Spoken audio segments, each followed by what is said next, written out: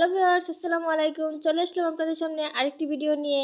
আজকে আমি রান্না করব নুডলস, কাপ নুডলস। তো আমি এটাকে কিছু পরিমাণ কাপ নুডলস নিয়ে পানি দিয়ে চুলোতে বসিয়ে দিব।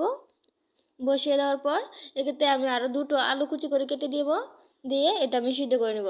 আর পাশে আমি আরেকটা চুলোতে কি করলাম যে দুটো পেঁয়াজ কেটে নিয়েছি, 4-5টা কাঁচামরিচ কেটে নিয়েছি। এখন এগুলো আমি ভাজবো ভালো করে। তেল দিয়ে দিলাম পরিমাণ মতো, দিয়ে আমি দিয়ে দিচ্ছি এখানে হাফ চামচ লবণ, তারপরে দিয়ে দিলাম হাফ চামচের চেয়েও কম হলুদ, তারপর দিয়ে দিয়েছি অল্প পরিমাণ জিরে গুঁড়ো, তারপরে এখানে দিয়েছি আমি কিছু পরিমাণ টেস্টিং সল্ট। তো এটাকে আমি খুব ভালোভাবে নেড়ে নেব। নেড়ে নেওয়ার পর এখানে আমি একটা ডিম ভেঙে নিয়েছি, এতে দিয়ে দিব।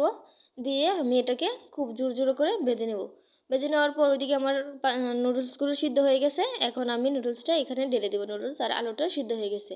তো আমি পানিটা ফেলে দিয়ে এখন নুডলসটা এখানে ঢেলে দিলাম, ঢেলে দিয়ে নেড়ে নেব। ইদানিং আমার কিছুই রান্না করতে ইচ্ছে করতেছে না, কিন্তু আমার পেটে খুব ক্ষুধা লাগে। তো আমি কি করব, এই জন্য আমি মনে হয়েছে যে কিছু রান্না করি। কি রান্না করব খুঁজতেছি। তো মনে হলো যে নুডলস রান্না করি, আর এটাই খাবো এখন। ভাত খেতে ইচ্ছে করতেছে না, সকালে রান্না করছিলাম তো খাই নাই। এখন নুডলসটা আমার প্রায় হয়ে গেছে।